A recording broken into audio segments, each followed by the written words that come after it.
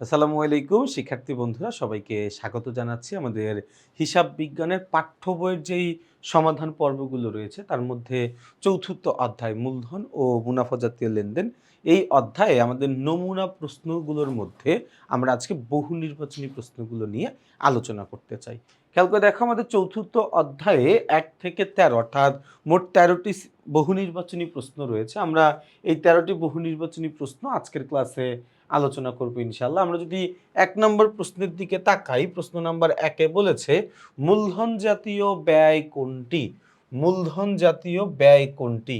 দেখো, মূলধন জাতীয় ব্যয় মানে হচ্ছে যে সমস্ত ব্যয়ের উপযোগিতা বা কার্যকারিতা আমার ব্যবসায়ে 1 বছরের অধিক সময়ের জন্য থাকবে। অর্থাৎ আমি একবার ব্যয়টি করার পরে ওই ব্যয় থেকে আমি 1 বছরেরও অধিক সময় যাবৎ পর্যন্ত সুবিধা নিতে পারবো, সেটাকে আমরা বলি হচ্ছে মূলধন জাতীয় ব্যয়। আমরা যদি একটু খেয়াল করে দেখি, সুদ প্রদান, সুদ কিন্তু প্রতি বছরই আমাদেরকে দিতে হয়। তার মানে এটার সুবিধাটা কিন্তু 1 বছরের বেশি থাকে না। এই জন্য সুদ প্রদান, এটাকে আমরা বলি মুনাফা জাতীয় ব্যয়। ভাড়া প্রদান, ভাড়া আমাদেরকে প্রতি মাসেই দিতে হয়, তো এটাও একটা মুনাফা জাতীয়। পণ্য ক্রয়, পণ্য আমাদেরকে পদে পদে পণ্য কিনতে হয়, এই কারণে এটাও কিন্তু আমার জন্য মুনাফা জাতীয়। তাহলে মূলধন জাতীয় কোনটা? দেখো, মেশিন ক্রয়, আমি যদি একবার একটা মেশিন ক্রয় করি, ওই মেশিনটা কিন্তু আমার ব্যবসায়ে একাধিক বছর পর্যন্ত চলে। এই যে আমি কোনো একটা জায়গা থেকে একাধিক বছর পর্যন্ত সুবিধা পাচ্ছি, এটাই হচ্ছে কি আমার জন্য মূলধন জাতীয় ব্যয়।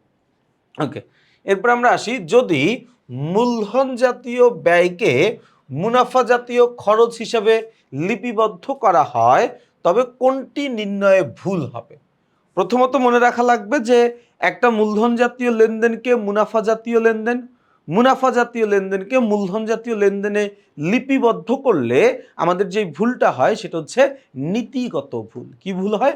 নীতিগত ভুল হয়। আচ্ছা, এরপরে আরেকটা জিনিস একটু খেয়াল করি, মূলধন জাতীয় ব্যয়, এই মূলধন জাতীয় ব্যয় বা মূলধন জাতীয় ব্যয়, হ্যাঁ, মূলধন জাতীয় ব্যয় এটা হচ্ছে একটা সম্পদ। মানে মূলধন জাতীয় ব্যয়টা দিন শেষে আমার প্রতিষ্ঠানে সম্পদ হিসাবে প্রতিষ্ঠিত হয়, সম্পত্তি হিসাবে পরিচয় লাভ করে, তাই না?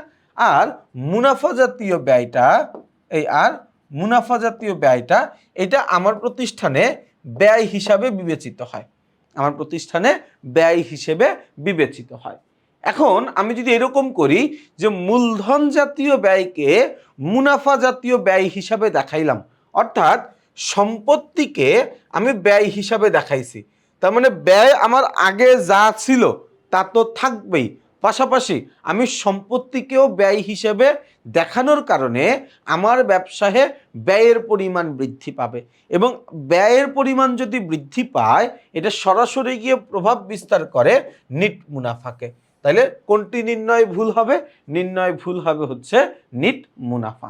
আচ্ছা, 3 নম্বর প্রশ্নে আমরা দেখব, বলা আছে মুনাফা জাতীয় খরচ। ভাইয়া মনে রাখা লাগবে, যে সকল খরচের উপযোগিতা, কার্যকারিতা বা প্রভাব আমার ব্যবসায়ে 1 বছরেরও কম সময়ের জন্য থাকবে, সেটাকে আমরা বলবো হচ্ছে কি মুনাফা জাতীয় ব্যয় বলবো, তাই না?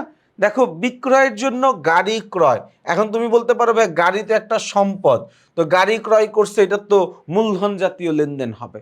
দেখো, গাড়িটা ক্রয় করছে কিসের জন্য, কি কারণে আমি গাড়িটা ক্রয় করলাম? আমার গাড়ি ক্রয় করার উদ্দেশ্য ছিল বিক্রয় করা, তার মানে গাড়িটা আমার জন্য একটা ব্যবসায়িক পণ্য, গাড়িটা আমার জন্য একটা ব্যবসায়িক পণ্য। একটা মুদির দোকানদারের জন্য চাল, ডাল, আলু, পেঁয়াজ যেমন একটা ব্যবসায়িক পণ্য, এই গাড়ি বিক্রয়কারী প্রতিষ্ঠানের জন্য গাড়িটাও একটা ব্যবসায়িক পণ্য। তার মানে তিনি মূলত গাড়ি কেনেন নাই, তিনি কিনছে ব্যবসায়িক পণ্য, পণ্য ক্রয় করছে।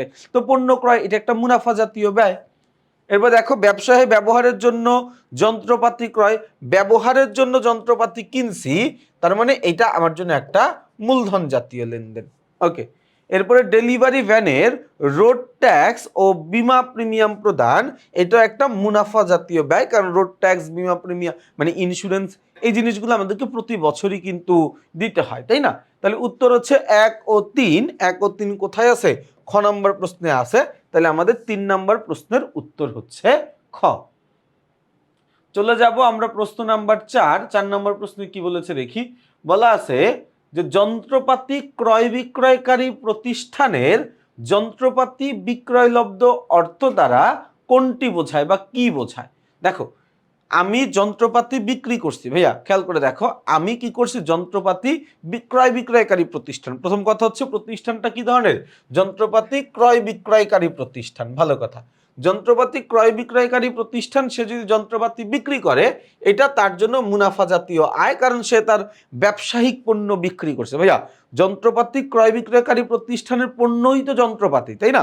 তো সে যখন যন্ত্রপাতি বিক্রি করতেছে এটা তার জন্য একটা মুনাফা জাতীয় আয়। কি আয় ভাইয়া? মুনাফা জাতীয় আয়।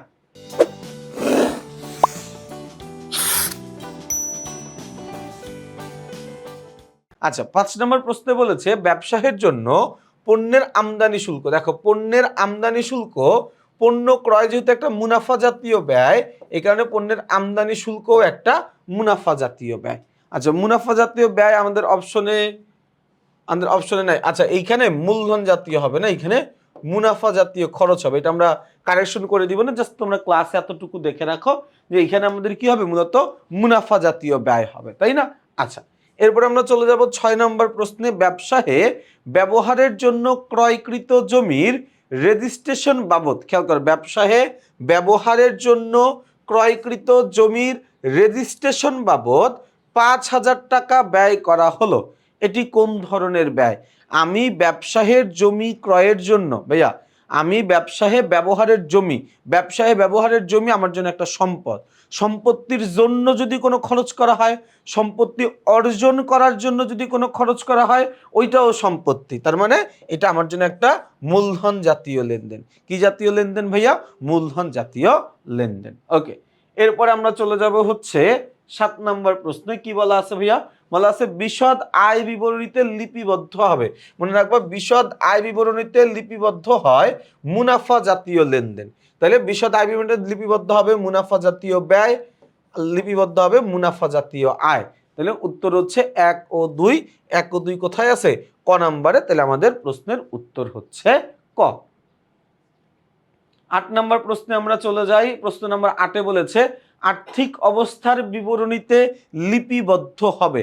আর্থিক অবস্থার বিবরণীতে লিপিবদ্ধ হবে হচ্ছে মূলধন জাতীয় লেনদেন, লিপিবদ্ধ হবে বিলম্বিত মুনাফা জাতীয় লেনদেন।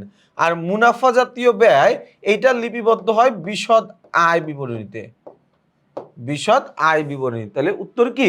উত্তর হচ্ছে 1 এবং 3। 1 এবং 3 কোথায় আছে? খ নম্বরে। তাহলে আমাদের উত্তর হচ্ছে খ। চলে যাব আমরা প্রশ্ন নাম্বার 9। বলা আছে ব্যবসায়ের পণ্য আনয়নের জাহাজ ভাড়া প্রদান কোন ধরনের লেনদেন? আমি পণ্য আনয়ন মানে হচ্ছে কি ক্রয় আমার জন্য একটা মুনাফা জাতীয় লেনদেন, মুনাফা জাতীয় ব্যয়। তো মুনাফা জাতীয় ব্যয় অর্জন করার জন্য যদি কোনো খরচ করা হয় সেটাও আমার জন্য মুনাফা জাতীয় লেনদেন। পণ্য আনয়ন মানে কি? মানে পণ্য আনয়ন এটা একটা ক্রয়ের সাথে সম্পর্কিত ব্যয়, এটা একটা মুনাফা জাতীয় ব্যয়, তাই না? আচ্ছা, তাহলে 9-এর উত্তর হচ্ছে ক। আমরা চলে যাব প্রশ্ন নাম্বার 10। আচ্ছা, 10 নম্বর প্রশ্নে বলেছে যে বিলম্বিত মুনাফা জাতীয় ব্যয়। ভাইয়া মনে রাখা লাগবে, বিলম্বিত মুনাফা জাতীয় ব্যয় হচ্ছে বিলম্বিত বিজ্ঞাপন, ব্যবসা প্রতিষ্ঠান স্থানান্তর ব্যয়, নতুন পণ্যের গবেষণা ও নিরীক্ষা ব্যয়, প্রাথমিক ব্যয়। এই 4টা হচ্ছে আমার জন্য বিলম্বিত মুনাফা জাতীয় ব্যয়। খেয়াল করে দেখো, বলা আছে 3 বছরের জন্য পণ্যের প্রচারণা বাবদ অ্যাড ফার্মকে 1 লক্ষ টাকা প্রদান, 1 লক্ষ টাকা। তার মানে কি? এখানে আমি অগ্রিম দিছি, এখানে আমি অগ্রিম টাকা দিছি। এই অগ্রিম দিছি কয় বছর? 2 বছরের টাকা। অগ্রিম দিছি কয় বছরের টাকা? 2 বছরের টাকা। ভালো কথা। এরপরে কি বলা হয়েছে? 3 মাসের অগ্রিম ভাড়া, এটা এখানে আসবে না। এরপর হচ্ছে ব্যবসায়ের অফিস স্থানান্তর বাবদ ব্যয় 25,000 টাকা, এটা তার উত্তর। তাহলে উত্তর হচ্ছে 1 এবং 3। 1 এবং 3 কোথায় আছে? খ নম্বর প্রশ্নে আছে। তাহলে আমাদের উত্তর হচ্ছে খ। এই উত্তর কি? উত্তর হচ্ছে খ। চলে যাব আমরা প্রশ্ন নাম্বার 11, 12 এবং 13।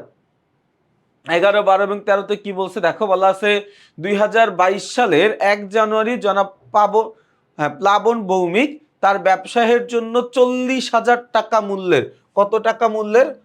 40,000 টাকা মূল্যের একটি যন্ত্রপাতি ক্রয় করেন এবং যন্ত্রটির সংস্থাপন ব্যয় বাবদ ব্যয় করেন কত টাকা? 5,000 টাকা। 40,000 আর 5,000 যোগ করলে কত? 45,000 টাকা ব্যয় করেন। তিনি যন্ত্রটি ব্যয় করেন, যন্ত্রটি 2025 টাকা 8 হবে না, ভুল আসছে।